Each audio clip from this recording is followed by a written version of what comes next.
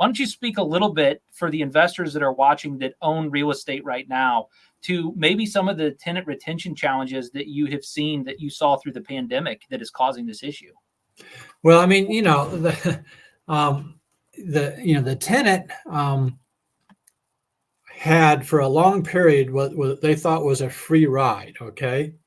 And so you really had to have a great management company that was working with those tenants to keep them, I don't want to say out of the government system, right? But trying to work with that tenant to make sure they had the ability to pay their rent and weren't, trying to use the government excuse, that you don't have to pay it. And then that brought in this some type of federal help, that they tried to give landlords that was just a giant cluster.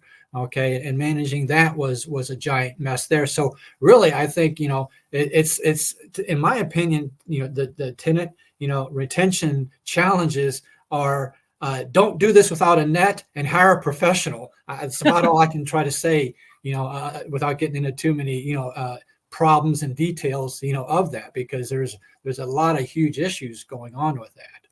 It creates a lot of short sale opportunities, though, that had been developed over through post-pandemic because tenants weren't paying.